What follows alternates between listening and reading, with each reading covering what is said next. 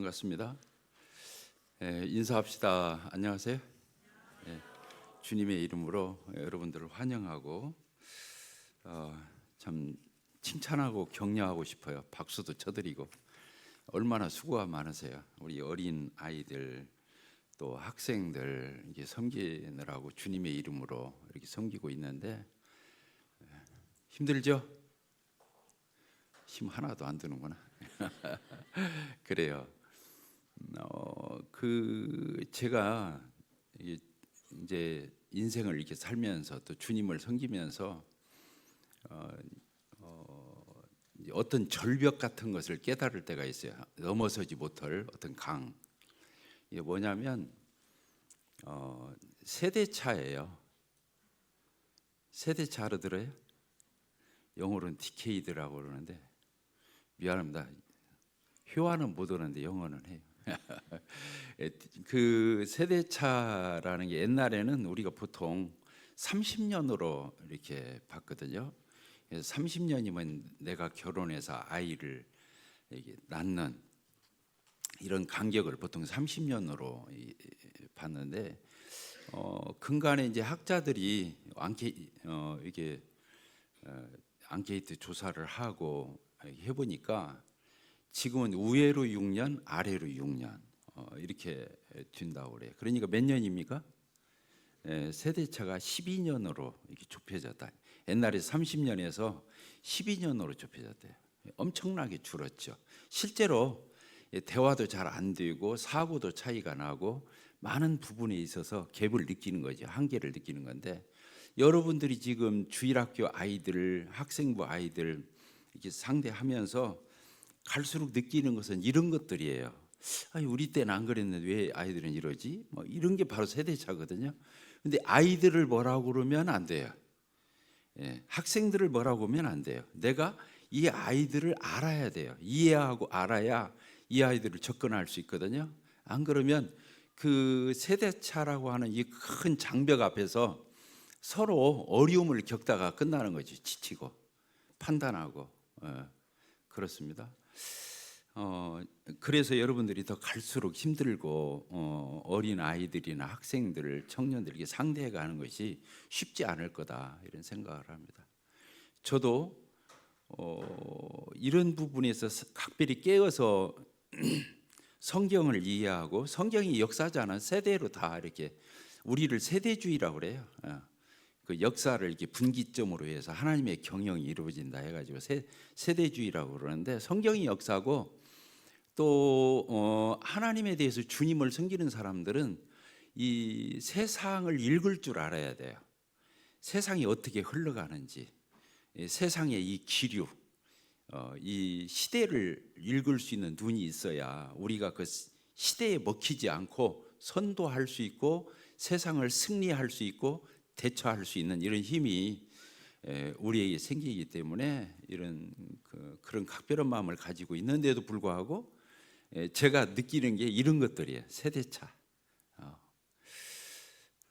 처음부터 이런 얘기해서 좀 미안하긴 한데 여러분들이 그만큼 수고하고 있다.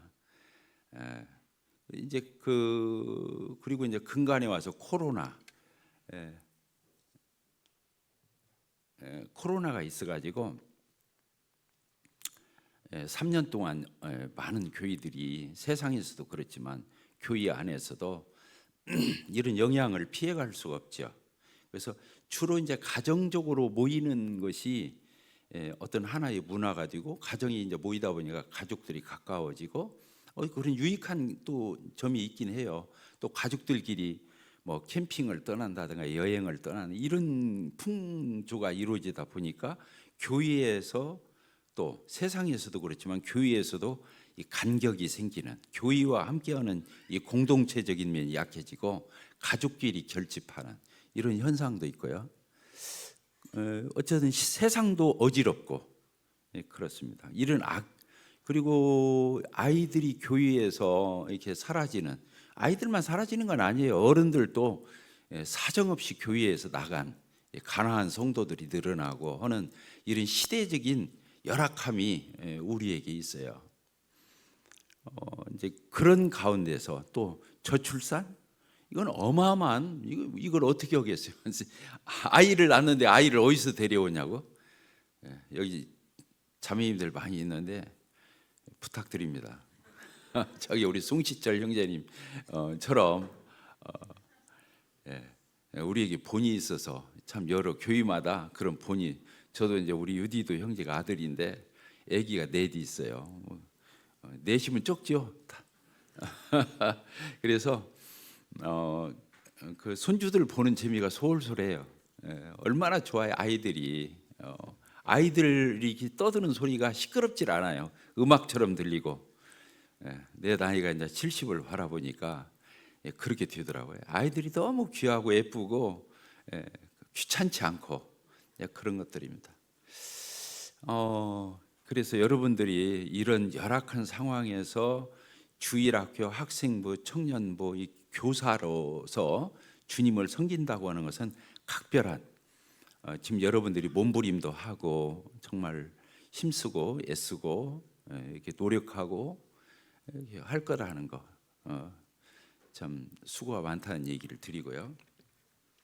그래서 이제 여러분들과 나눌 교제를 이렇게 생각하면서 다른 것보다는 실질적인 그런 교제를 좀 나눠야겠다. 막연한 막 성경 어디를 뒤져서 여러분들이 뭐 모르고 있던 거 알려주고 이런 것보다는 구체적으로 우리 교회 학교가 정말 이게 활성화되고 더 부흥하려면 어떤 점들이 필요할까 이런 걸 생각하면서 이제 주님을 섬기면서 이게 결국에는 주님 섬기는 거거든요. 섬기는 건데 어떤 것들이 필요할까 이런 걸 생각하다가 첫째는 그렇습니다. 우리가 교회에 어떤 일을 봉사하더라도 특별히 아이들 이게 주교사 이런 일을 하면서 우리가 잊지 말아야 할 것은 뭐냐면 우리가 예수 그리스도의 구속의 은혜를 입고 구원받고 이 일을 할 수 있다고 하는 거예요. 그러니까 구원받은 그리스도인들이 뭘 잃으면 안 되냐면 구속의 은혜. 따라서 합시다. 구속의 은혜. 예수님이 인간의 몸을 입고 이 땅에 오셔서 그 고난 받으시고 그 희생하신 십자가의 우리 주님의 그 사랑의 모습을 우리가 떠올리고 그 은혜를 내가 입었잖아요.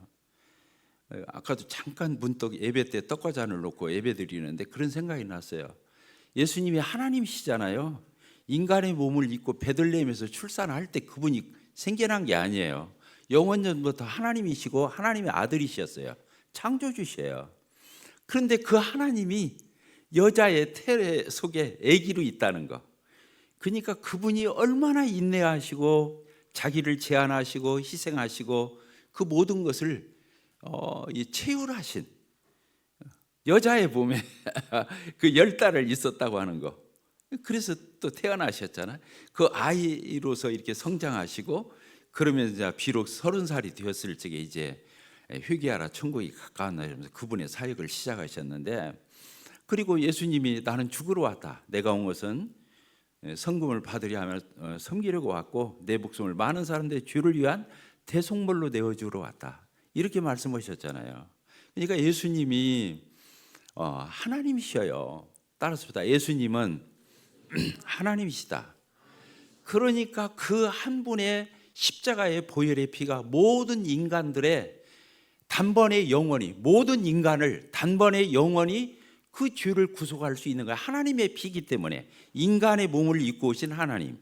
그러니까 온전한 하나님이시자 온전한 인간이신 그 예수님의 구속의 은혜를 우리가 입었잖아요. 이건 정말 우리가 옛날에 405장, 지금은 305장, 나 같은 주인 살리신 주 은혜 놀라와 이런 찬송을 많이 부르는데, 그 예수님의 구속의 은혜를 잃으면 우리 마음속에서 이런 것들이 잊혀지고 망각되고 또 그것이 그 하나의 구호로 그친다면 우리 마음이 메말라져요. 그래서 주님을 섬기는 어떤 사역을 할지라도 이 주님이 나를 어떤 죄인이 나를 어떤 상태에서 나를 구원하시기 위해서 그분이 치르신 대가가 뭐고 그 예수님의 사랑이 얼마나 크고 놀라운지, 이런 부분을 잃으면 그리스도인은 마치 유통기한이 다 된 상품처럼 그렇게 되는 거죠. 그래서 나는 우리 형제 자매님들이 주님을 섬기면서 주일학교 학생 반사를 하면서 이걸 잊지 않았으면 좋겠어요. 하나님이 나를 어떻게 구원하셨는데, 나를 어떻게 살리셨는데, 나한테 어떤 사랑을 베풀어 주셨는데. 요한일서는 하나님께서 우리를 어떻게 사랑하셨는고 그랬잖아요. 이렇게 사랑했다. 하나님이 세상을 이처럼 사랑했다. 이처럼 이렇게 사랑했다고 하는 이 구속의 은혜를 잃지 않는 여러분들이 되어서 주님을 섬기면서 메마르지 않게 되기를 바라요. 이 주님을 섬기면서 더 충만해져야 되거든요. 풍성해져야 되는 거거든요. 그래야 안 그래요? 주님을 섬기면서 메말라지면 안 돼요. 푸석푸석하면 안 돼요. 먼지 나면 안 돼요.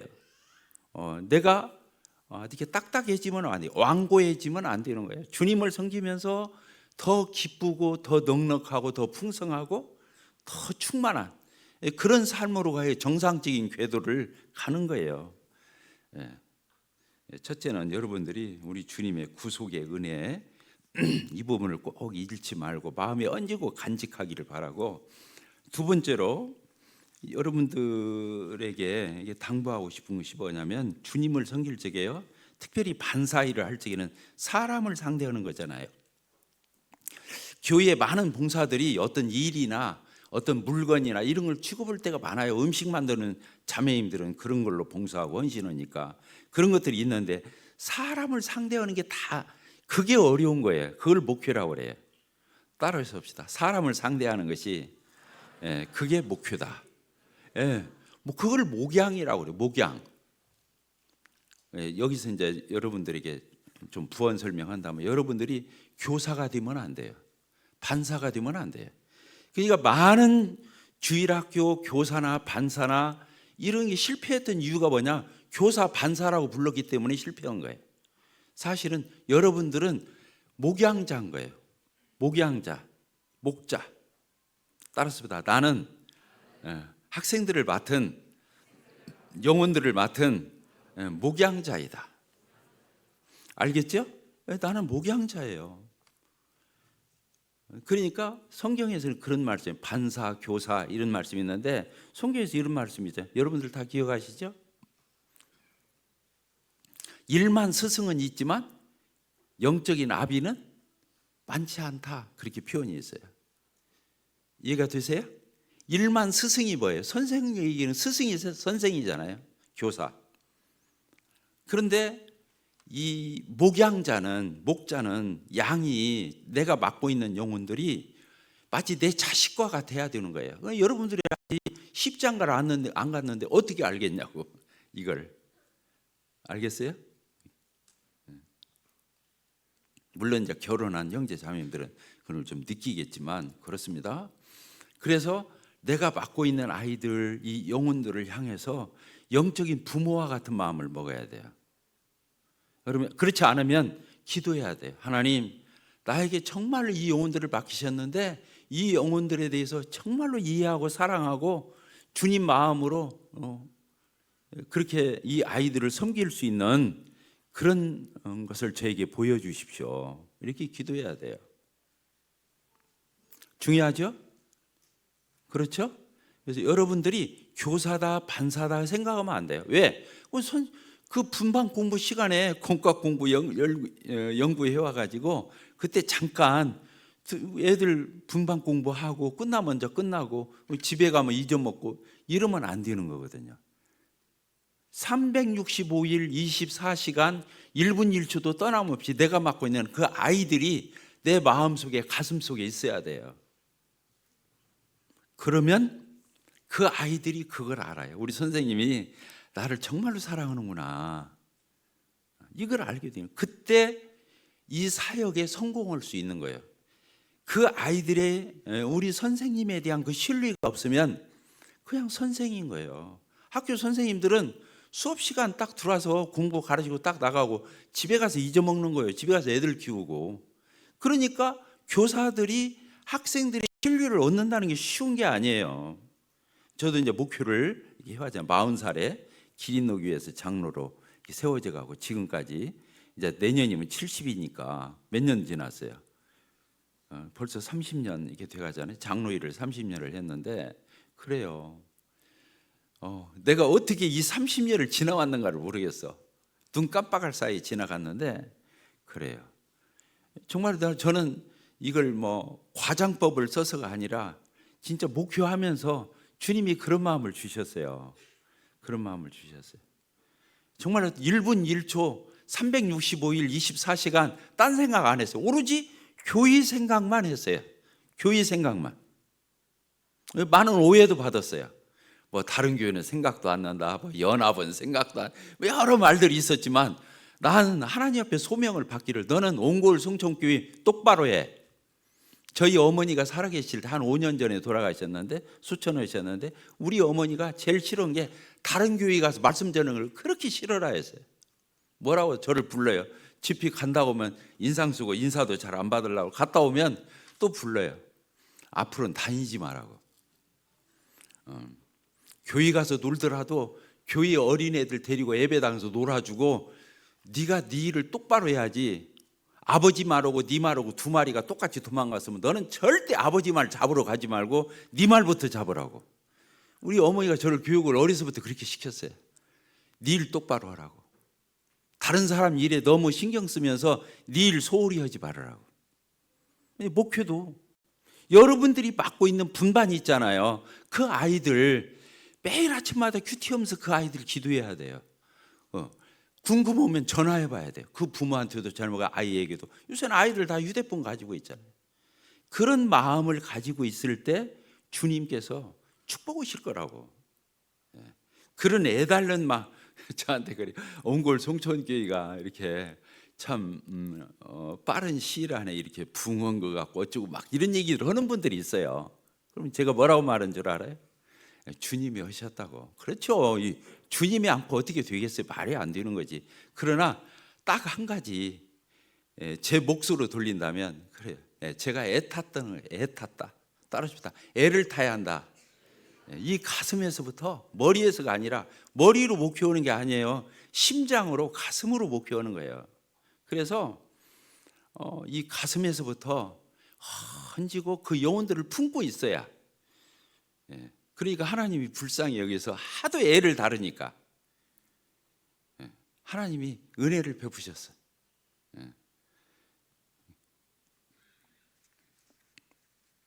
참고가 되기를 바라고요.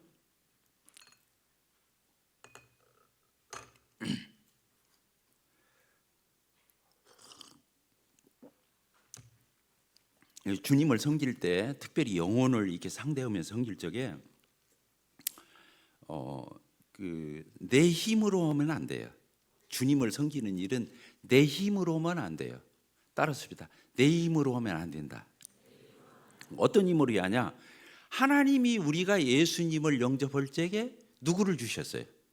예수를 영접하면 예수를 주는 게 아니에요. 하나님이 예수님을 영접하면 선물로 뭘 줘요? 성령을 줘요. 따라합시다. 예수님을 영접하면 성령을 주신다. 그 에베소서 1장에 써 있어요. 예수님을 주 안에서 복음을 듣고 믿으면 성령으로 인침을 받는 거예요. 성령이 내 안에 내주하시는 거예요. 내 안에 계셔서 안 떠나는 거예요. 인치시고 내주하시고 보혜사가 되셔서 내 안에 끝까지 나를 인도하시고 주장하시고 나를 위로하시고 격려하시고 나에게 어드바이스 하시고 나의 모든 것들을 도우셔요. 힘을 주셔요. 율법은 옳고 그른 말은 해요. 옳은 건 해라, 옳지 않은 건 하지 말아라.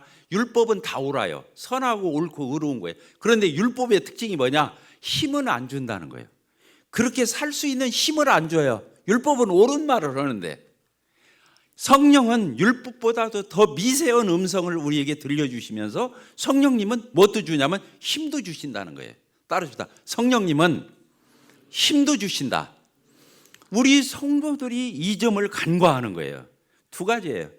구원받으면 성령님이 어디에 계셔요? 따라합시다. 내 안에 계신다. 이게 손 이렇게 하면서 성령님이 누구 안에 계신다고요? 내 안에 계시는 거예요. 내가 주님 나라 갈 때까지. 그래서 예수님이 공중에 오실 때 우리가 휴거되어서 올라가는 것은 성령이 계신 사람들, 예수님이 오실 때 성령이 있는 사람들이 자석처럼 가서 달라붙는 거예요. 그게 예수님 부르고 뭐 형제 자매라 불리우고 뭐 침례받고 했어도 성령이 없으면 못 올라가는 거예요. 내 안에 예수님을 믿고 성령까지 받고서 그 성령님이 계신 성도라야 휴거가 되는 거지, 형제자매라고 해서 올라가는 게 아니란 말이지. 진짜 받으면, 진짜 구원받으면 내 안에 누가 계신 거예요? 성령이 계신 거예요. 그래서 성도들이 주님을 섬길 적에 누구를 빌렸어야 하냐면, 나는 뒤로 물러가고 누구 힘을 빌려야 돼요? 성령님의 힘을 빌려. 이게 이론이 아니에요. 이게 여러분들이 주님을 이렇게 계속 섬기자니 꼭 주일학교가 아니라 할지라도 우리가 주님을 섬기가는 삶을 살면서 내가 얹고 의식해야 할 것은 내 마음에 누가 계신다? 내 안에 성령님이 계셔. 성령님이 뭐예요? 하나님이셔요. 제3위 되신 성부, 성자, 성령. 성령님이 내 안에 계신 거예요. 하나님이 내 안에 계신 거예요. 그러니까 함부로 안 사는 거예요. 함부로 못 사는 거예요. 내가 엉뚱한 짓 했을 적에 성령님이 내 안에서 다 보고 있어, 안 보고 있어? 다 알고 계셔요. 그 성령님이 탄식하시는 거예요. 성령님이 속상해 한단 말이에요. 그러니까 이 성령 하나님께서 내 안에서 속상하시니까 내가 단정하게 살고 하나님 앞에서 그런 거룩한 삶을 경건하게 살려고 노력하는 거예요. 누가 봐서 그러고 그런 게 아니라 내 안에 계신 성령님을 기쁘시게 하려고. 알겠죠? 그게 신앙생활인 거예요. 그렇지 않으면, 성령이 빠지면 그게 종교생활인 거예요. 따라서 종교생활. 구원받지 못한 저 율법으로, 행위로 구원받으려고 하는 사람만 율법 아래 있는 게 아니에요. 구원받았어도 내 힘으로 뭔가를 하려고 하는 사람은 그게 종교인인 거예요. 구원받았어도. 이해가 되십니까? 뭘로 해야 한다고요? 내 안에 누가 계신다고요? 성령님. 그 성령님하고 나오고 수시로 교제하고 대화하고 성령님의 음성에 귀 기울이고 어떻게 인도하시나 예의주시하고, 내가 이렇게 했을 적에 기뻐하시나, 내가 이렇게 했을 적에 속상해하시나, 성령님과의 친밀한 인격적 교제를 가지고 살아가는 것, 이 순간순간을 살아가는 것이 그리스도인인 거예요. 그래서 성령님을 주신 거예요. 구원받으면. 자, 이해가 되셨죠? 이해가 되셨죠? 주일학교 반사를 하는데 무슨 성령 얘기를 하는가 그럴 수가 있는데, 이걸 이해 못하면 여러분들은 얼마 안 가서 다 뒤로 나자빠져요. 결국에 지치고 힘들고 결국에 소진하는 거예요. 한계가 오는 거예요. 그러니까 성령을 여러분들이 꼭 마음에 의식하시고, 그리고 성령님과 동행하시고 성령님과 친밀하시고 성령님의 인도함 따라 성령님이 주시는 그 힘으로 하면 안 지쳐요. 따라서 성령으로 하면 안 지친다. 왜? 성령이 하나님이신데 지쳐요? 안 지치죠. 성령으로 해야 안 지치는 거예요. 신앙생활의 모든 게 다 그래요. 특별히 반사는 영혼을 상대하기 때문에 더 말할 것도 없는 거예요.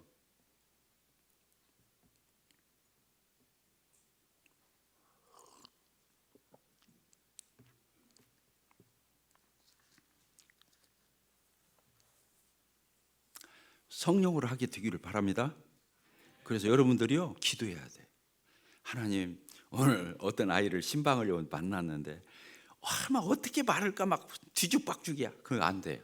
성령님께 부탁하는 거예요. 하나님, 성령께서 저에게 합당한 음성을 주십시오. 할 말을 해 주십시오. 인도해 주십시오. 주장해 주십시오. 그럴 때 하나님이 역사하는 거예요.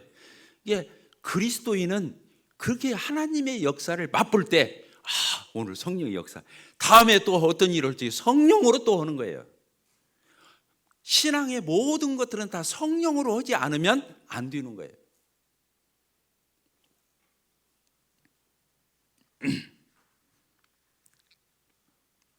빌립보서 3장 3절 한번 읽어볼까요?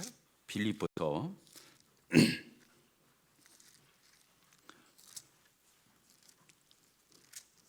3장 3절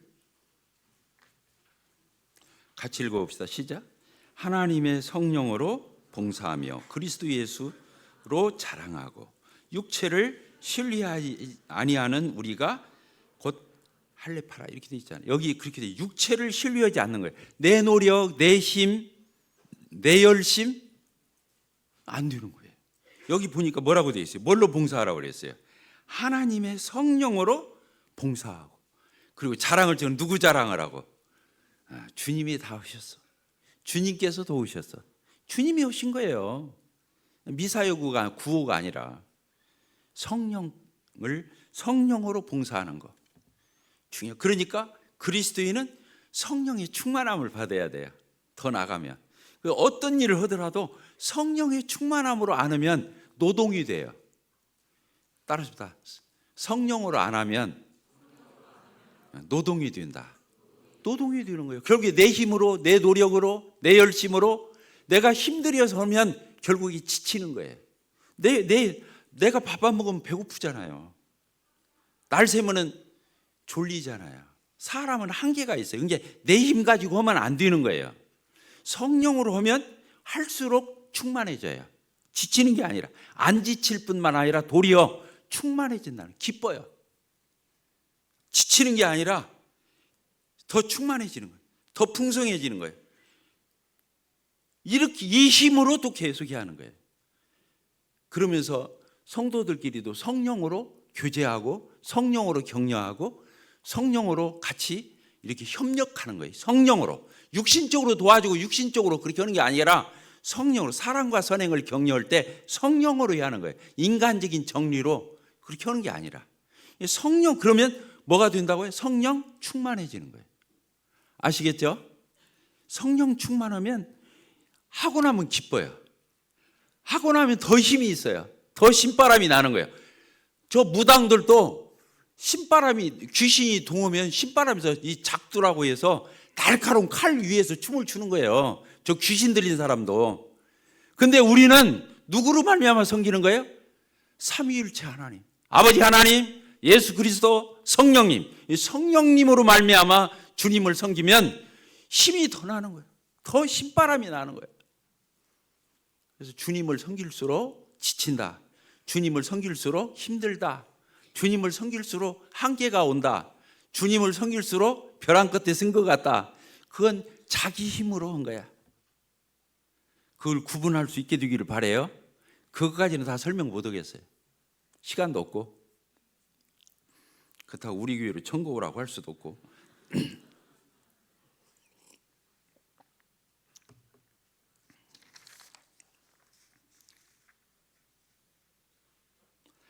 자, 보십시다. 사도행전을 보면 안 찾겠어요. 그냥 말로 들으세요. 사도행전에 보면 4장, 5장에 이런 얘기가 나와요. 성도들이 막 자기 것으로 여기지 않고 땅이고 막 헌금이고 막 이런 물질을 하나님 앞에 막 드리는 거예요. 사도들의 발 앞에 막 갖다 놓는 거예요. 근데 그때 이 성경에 기록되어 있어. 누가 밭을 갖다 팔아서 다 내놓았다고. 거기 보면 바나바, 따라서 다 바나바. 그 예루살렘 교회에서 안디옥 교회로 파송했던 그 바나바가 사도들 앞에 자기 재산 부자였던가 봐. 그냥 싹 팔아서 갖다 놓은 거예요. 그러니까 그때 유혹을 받은 사람이, 야, 저 사람이 인기가 있어. 나도 인기 좀 있어봐야겠다. 교회에서 나도 좀 드러나요. 그래가지고 아나니아와 삽비라 부부가 어떻게 했어요? 자기들도 땅을 팔았다면서 갖다 주셨잖아요. 근데 반절은 숨기고 반절을 내면서 다 된 것처럼 했단 말이에요. 바나바는 다 냈잖아, 갖다가. 근데 바나바는 뭘로 했어요? 성령이 충만해서 한 거예요. 아나니아와 삽비라는 어떻게 한 거예요? 사람을 의식해서 경쟁심에서 자기를 자랑하고 과시하려고 물질을 낸 거예요. 하나님은 그걸 받지도 않을 뿐만 아니라 평가도 안 해주시는 거예요. 결국에는 죽었어요, 안 죽었어요? 거짓말하다가 죽었잖아요. 초대교회 처음에 교회에 기틀을 놓는 시점이기 때문에 하나님께서 초자연적으로 역사하고 개입하신 거죠. 그런 일이 안 생기도록 앞으로. 그러니까 바나바는 성령의 충만함으로 했어요. 칭찬받았잖아요. 그러나 아나니아 삽비라는 육신으로 한 거예요. 아시겠죠? 차이를 아시겠죠? 그래서 교회에서 누구를 의식하거나 시기하거나 경쟁하거나 라이벌의식을 가지고 누구를 의식해서 하는 것은 안 되는 거예요. 그건 아무리 열심히 했어도 하나님 앞에 그 계산되지 않아요.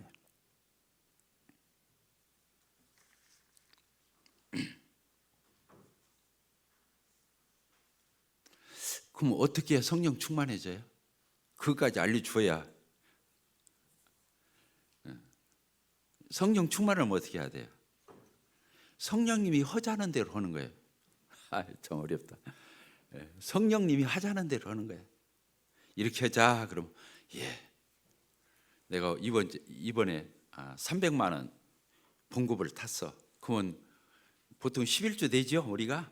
그럼 얼마 내요? 30만 원 되죠. 그런데 주님이 저 속에서 야, 20만 원 주일학교 지명연보로 해. 알겠어요? 그게 누구 음성이에요? 저 율법적으로 하면 11조 되면 됐어요. 근데 성령님이 아까 더 미세한 부분까지 말씀한다 했잖아. 나한테 너 250이면 충분히 살잖아. 20만 원 더 해. 그랬어. 그러면 아유, 그러지요 뭐. 뭐 다른 거 주님께 드리는 건데 뭐. 그러면서 탁 보면 성령이 기뻐해요, 안 기뻐해요? 기뻐하시는 거예요. 그런데 20만 원이면 이걸 어디다 쓸 수 있는데, 뭐가 필요한데, 이러면서 짬짬거리면서 미루다가 잊어먹어 버렸어. 그러면 성령님 순종했어요, 안 했어요? 안 했어요. 너 주일학교 네가 맡고 있는 분반 아이 누구한테 한번 찾아가 봐. 가서 가한테 정말 떡볶이라도 먹고 돈가스라도 하나 사주고 그러고 와. 그런데 바쁘다는 핑계로 어떻게 하다 보면 잊어먹고 지나갔어. 자, 성령님의 음성에 순종했어요, 안 했어요? 안 했잖아요. 그러면 성령 소멸을 하는 거예요. 따라서 성령 소멸. 성령님이 없어진다는 뜻이 아니라 내 안에서 성령님이 활발하게 활동하지 못하시고 위축된다. 그런데 성령은 인치고 내주게 되니 떠나는 법은 없어요.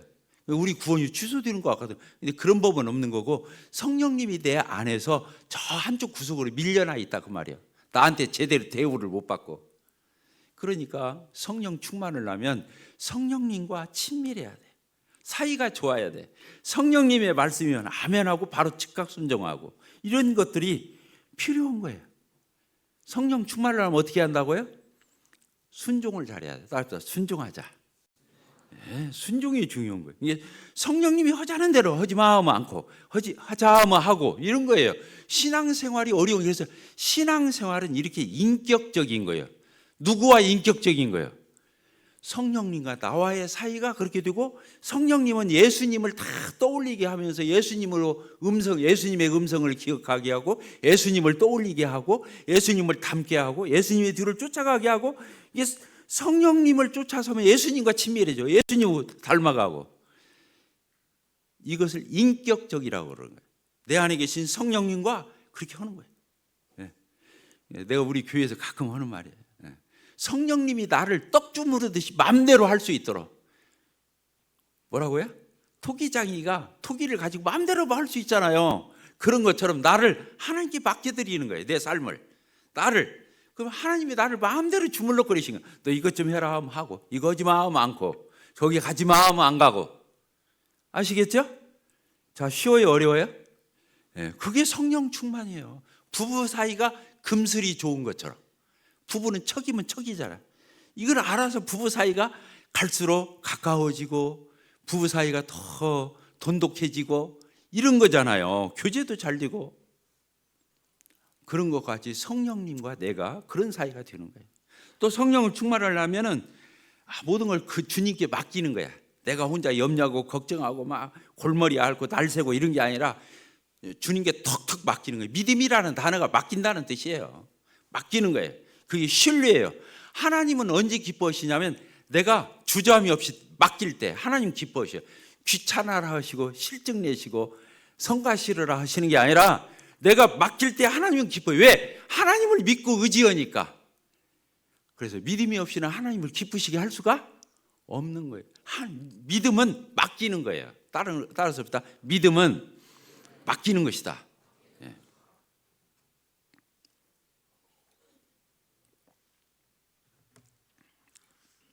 이제 하나님의 말씀, 기도 생활, 성도들과의 원만한 교제, 교회 안에서의 은사를 따라 섬김, 이런 것들이 다 성령님이 주신 은사로 섬기는 거잖아요. 그러니까 이런 것들이 완화할 때 종합적으로 해서 성령이 충만해지는 거예요.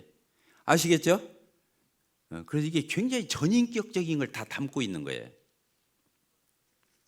반사들이니까 좀 어려워도 이해할 거라고 믿습니다. 그래서 성령이 충만하면 세상이 시시해 보여요. 따라서 성령이 충만하면 세상이 시시해 보인다. 그런데 성령 소멸하면 세상이 부러워 보여. 커 보이고, 그래서 내가 교회 생활하고 주님 믿고 이렇게 하는 게 손해가 나는 것 같아. 주님 잘생기면 손해보는 것 같아. 제가 이제 한전을 다니면서 전도해서 구원도 받고 또 양육해서 또 이렇게 같이 동역도 하고 했던 형제님이 가끔 써먹어. 나한테 유인관 형제님 만나가지고 다 좋았는데 진급을 못했다고. 그것은요, 저에 대한 서운함이 아니에요. 하나님께 못 오고는 거예요. 회사에서 그 진급, 대리에서 과장 되고 과장에서 뭐 부장 되고 이게 뭐 별거냐고. 사실 그 60세 되면 다 퇴직해야 돼. 알겠어요? 그럼 저기 회사에서 운전하는 운전지사나 그 지사장이나 똑같아. 야, 너 그러는 거예요. 같은 60세니까 퇴직할 적에는 저 연수원에 들어가서 퇴직 훈련을 받고 와요. 교육을. 그때 가면 다 동갑내기인 거예요.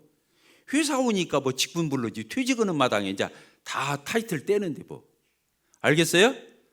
아무것도 아닌 거예요. 근데 그 진급 가지고 예수 믿어서 손해봤다는 거예요. 유인관 형제님 만나서 손해봤다는 거야. 직장에서 승진을 못했다는 거예요.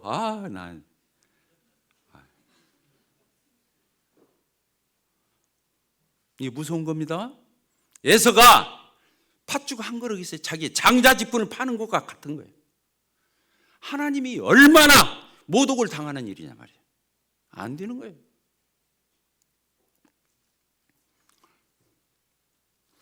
그 민수기 13장 14장에서도 그 10명의 정탐꾼 얘기가 나오죠. 두 사람 누구예요? 여호수아와 갈렙. 그리고 나머지 10명 이름이 다 써있지만 우리 기억도 안 차나? 10명은. 근데 와서 정탐꾼 보고를 하는데 10명은 뭐라고 말해요? 우리 다 죽었다. 우리 못 들어간다. 우리가 점령하려고 하는 땅을 보니까 너무 견고하고 대단하고 거기 사람들 우리보다 키도 크고 등치도 크고 힘도 대단하고 성은 막 견고해서 절대로 우리는 거기 못 들어간다. 우리는 그들의 뭐다? 그들이 우리 보기에 우리는 뭐다? 메뚜기다. 우리는 다 죽었다. 우리 처자식 어디가 어떻게 할 거냐? 근데 그때 여호수아 갈렙이 나서서 똑같은 시간에 똑같은 장소에 40일을 보고도 다르게 보고를 하는 거예요. 알겠어요? 이게 문제인 거예요. 서로 다른 시간에 다른 장소에서 본 게 아니에요. 똑같은 시간에 똑같은 장소에서 똑같이 봤어요. 근데 두 사람은 뭐냐면 하나님이 약속했지 않느냐. 저 땅은 우리 땅이다. 우리가 들어가서 점령하자, 차지하자. 저들은 우리의 뭐다? 밥이다. 밥 안 먹어봤어요? 밥이 뭐예요? 씹어서 생기는 거예요. 아무것도 아닌 거다. 이해가 되시죠? 성령이 충만하면 이렇게 말을 하는 거예요. 그런데 10명의 사람들, 백성들이 누구 말 들었어요? 이 10명의 말을 들은 거예요. 부정적인 보고를 들은 거예요. 그리고 다 밤새도록 우는 거야. 우리 다시 애굽으로 돌아가자. 모세 대신 장관을 임명하자. 그러면서 그렇게 말을 하는 거예요. 제가 몇 분까지 하는 거예요?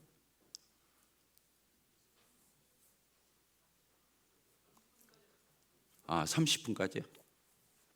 시간이 넉넉하네. 그러니까 10명이 더 합리적으로 말한 거예요. 그리고 실제로 말한 거예요. 있는 그대로. 그러니까 설득력이 있었던 거예요. 누가 보더라도 그들 말이 더 합리적이고 맞고 정확했다고 생각한 거예요. 두 사람은 허풍쟁이로 생각한 거예요. 이게 두 사람 말을 안 믿는 거예요. 백성들은 이 사람들을 말을 믿는 거죠. 그래서 하나님이 그것 때문에 어떻게 했어요?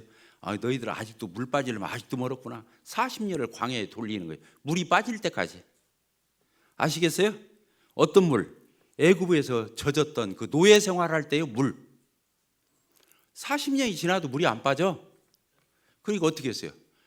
애굽에서 나올 때 20세 이상이었던 사람들, 물이 더 많이 들었던 사람들은 한 명도 안 남기고 가나안 땅 안 내리고 가는 거예요. 하나님이. 이렇게 불신앙이 무서운 거예요. 누구만 데리고 왔어요? 저 땅을 차지할 수 있다. 우리 들어가자. 하나님이 함께 하시면 저건 아무것도 아니다. 이렇게 말한 여호수아 갈렙은 들어가는 거예요. 그들의 고백대로. 그런데 20세 이상으로서 40년을 경과했으니 그때 60세 이상 된 사람들은 하나도 안 데리고 간 거예요. 주님 섬기면서 여기에서 우리가 경종을 받아야 돼요. 경종. 두렵고 떨림으로 하나님의 음성을 들어야 하는 거예요. 하나님 마냥 좋기만 하는 게 아닌 거예요. 아시겠죠? 하나님은 사랑의 하나님이시죠. 공의의 하나님이셔요.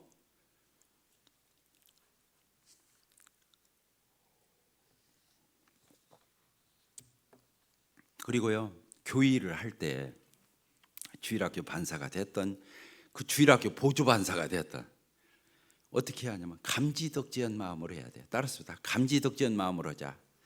감지덕지하다는 말은 어떤 뜻이냐면 이유 불문하고 너무 고마워. 나 써줘서. 알겠어요? 예, 하나님이 다 써주신다는 거. 주님 앞에서 하찮은 일이 어디가 있어요? 조그마한 일이 어디가 있어요? 작은 일이 어디가 있어요? 주님 일인데. 그래서 주님 일을 가지고 왈가왈부하면 안 되는 거예요. 나 없어도 하나님은 그분의 일을 진행하는데 아무 지장이 없어요. 따라서 나 없어도 하나님은 지장받지 않는다. 하나님은 아무런 차질이 없어요. 나 아니라도 사람 많고.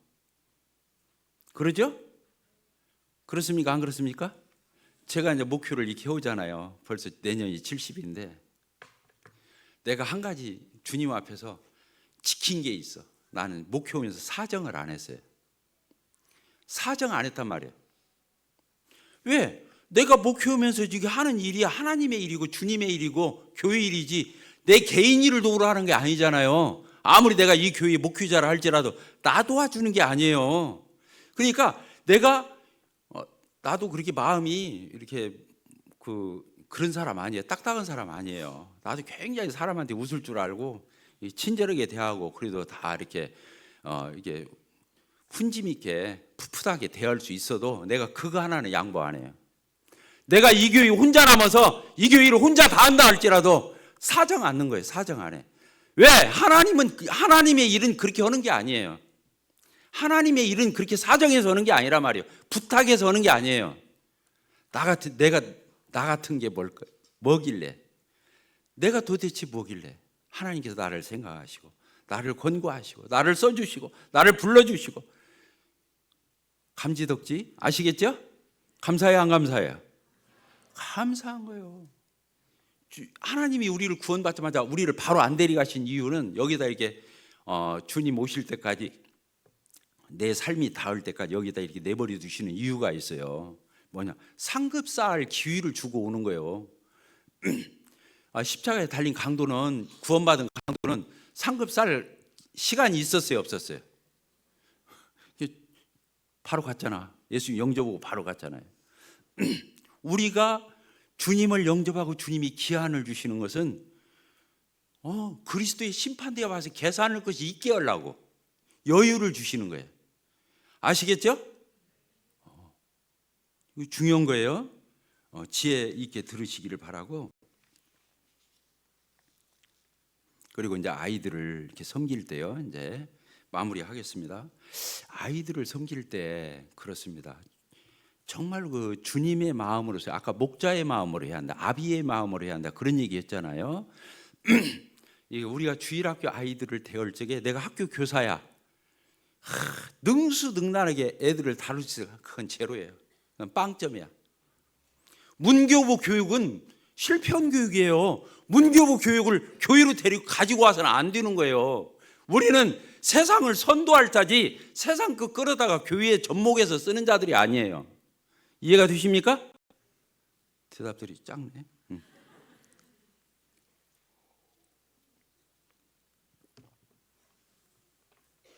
중요합니다.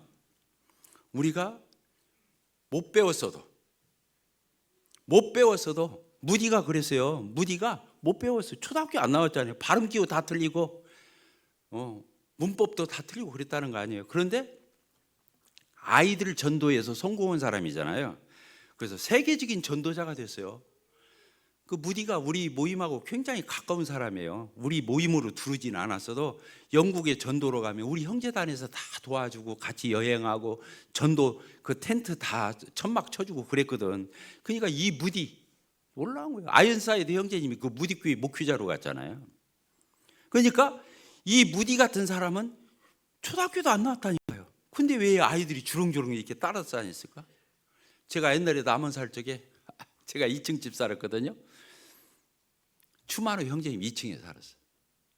그런데 밖에서 이제 주일날 아침이 되면 어떤 형제님이 자전거 타고 애들을 앞에다가 뒤에다가 막 주렁주렁 막 등치도 크기도 하시지만은 그 애들을 4명, 5명을 태우고 가는 거야. 그 자전거에다가.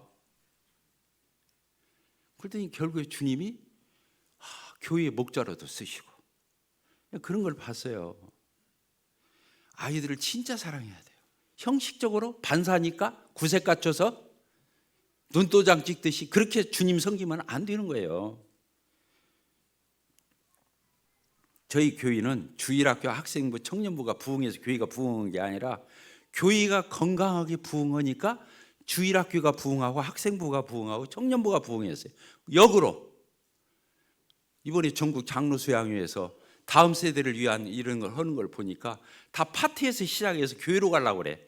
저는 다 말들도 너무 잘하시고 훌륭한 인격들을 가지시고 너무 발표도 그런데 저하고 틀리더라고. 저하고는 반대더라고. 저희 교회는 처음에 그 적은 숫자에서부터 성도들을 양육했어요. 진짜 양육, 죽지 살기로 가르치고 양육을 했어요. 특별히 우리 기혼 자매님들, 우리 성도들을 그렇게 양육을 했어요. 건강하게, 인격적으로. 벽돌 한 장 후에 벽돌 한 장 얻듯이 천천히 세상의 어떤 프로그램이나 이슈나 그런 어떤 이벤트나 이런 걸 가지고 하지 않고 하나하나 가르쳐서 계몽하고 깨우쳐주고 이렇게 했을 때 성도들이 하나하나 자랐어요. 자란 게 다른 게 아니에요. 주님을 닮는 거예요. 따뜻하다. 주님 닮는다. 마음도 닮고 모습도 닮는 거예요. 주님을 닮는 거예요. 그러니까 우리 형제 자매님들이 이제 주일학교 아이들 있잖아요. 주일학교 아이들을 가서 주님의 마음으로 아까 영적 엄마와 같이 아빠와 같이 가서 이 아이들을 감싸는 거예요. 보듬는 거예요. 이 아이들에게 안부를 묻는 거예요. 니네 어디 사냐? 어느 학교 다니냐? 몇 학년이냐? 니네 가족 상황은 어떻게 되냐? 언니는 몇 살이냐? 오빠는 몇 살이냐? 다 동생 물어보는 거예요. 지금 저희 교회 오는 우리 지금 주일학교가 85명이 나와요. 그러면 85명 중에서 40명이 안 믿는 집 애들이에요. 전혀 우리 교회가 상관없는 데서 오는 애들이에요. 40명이. 학생부도 40-50명이에요. 근데 반절 20명 이상이 안 믿는 집에서 와요. 청년들 60-70명 안 믿는 집에서 반절이 와요. 그래서 저희 교회에 100명의 믿지 않는 집에서 오는 아이들이 주일학교 학생 청년에서 100명이 있단 말이에요. 안 믿는 집 전혀 우리 교회와 상관없는데 와요. 왜 오냐? 다른 거 없어요. 제가 분석을 해봤어. 우리 형제 자매님들이 이 아이들을 진짜로 사랑한 거예요. 방법론이 있었던 게 아니에요. 아이들을 진짜 손 붙들고 아까 안부 다 물어봤잖아요. 그 집 가정 조사 다 끝나. 대부분이 그 안 믿는 집 애들 100명이 거의가 다 부러운 가정이에요. 요새 이혼들 하고 엄마하고만 살거나 아빠하고만 살거나 할머니하고만 살거나 이런 애들이 온단 말이에요. 그러면 그 아이들을 데리고 진짜로 손 붙들고 기도해 주는 거예요. 그리고 그 집 신방하는 거예요. 자기 집에 데리고 와서 먹이고 재우고 놀리고 했던 거예요. 아이들이 한 번 오면 10명이면 한두 명 떨어져 나갈까 말까 하고 다 붙는 거야. 오는 대로 붙어. 그래서 오늘날 우리 교회가 그렇게 됐어요. 기술적인 걸 가지고 된 게 아니고 테크니컬한 걸로 된 게 아니에요. 뭘로 됐다고요? 따라서 다 주님의 마음, 주님의 품성. 성령의 열매가 다 성품이잖아요. 인격인 거예요. 전인격. 세상의 도덕윤리, 공자맹자 인격 말고 주님 안에서 한 성령으로 말미암는 인격자들이 된 거예요. 그래서 이 아이들이 오면 또 다른 애들을 데리고 애들이 더 먼저 알아요. 아이들은 어른 조금이라도 크면 설명해 줘야 설명에 설득을 당하지만 아이들은 직관적으로 하는 거예요. 나를 진짜 사랑하네? 나를 진짜 아껴주네? 나를 진짜 품어주네? 이해가 됩니까? 그러니까 누가 더 무서워요? 나이든 성인이 무서운 게 아니에요. 아이들이 무서운 거예요. 그래서 아이들 꼴을 봐야 돼요. 따라서 아이들 꼴을 보자. 다른 데서 못 알아듣더라고. 이 꼴 본다는 말을. 목회가 뭐냐면 사람 꼴을 보는 거예요. 사람이 다 성격 다르고 생김새 다르고 다 달라. 근데 그 사람을 그 사람의 입장에서 이해해주고 품고 안고 그러고 가면, 인내하고 가면 주님이 거두시는 거예요. 따라서 주님이 거두신다.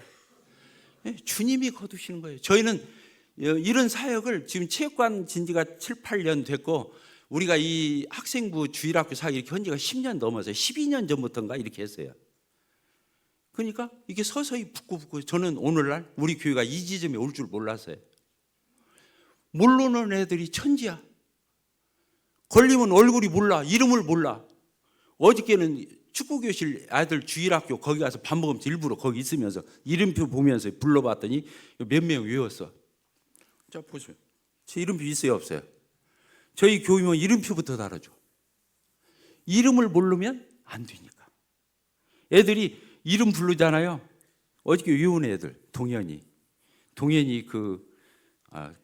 꼬봉, 주원이. 또 거기 또 누구 있어요? 도현이? 이런 애들이 있는 거예요. 진짜로 사역해야 돼요. 흉내 내면 안 돼요. 이해가 되셨죠? 따라주다. 진짜로 하자. 하나님이 그 사역에, 그 교회에 하나님이 임재하셔서 역사해야 열매로 거둬지는 거예요. 100배, 60배, 30배 그런 열매를 거두는 여러분들의 사역이 되기를 바랍니다. 기도하겠습니다. 하나님 아버지, 감사합니다.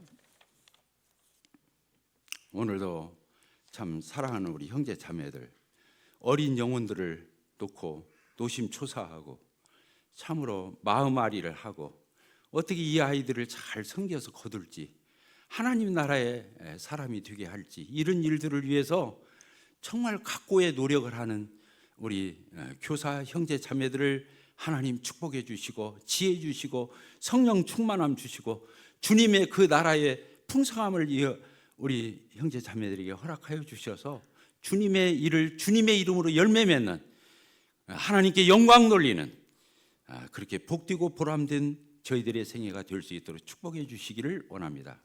남은 시간도 주께 의탁을 드리오며 예수 그리스도의 이름으로 기도합나이다. 아멘. 감사합니다.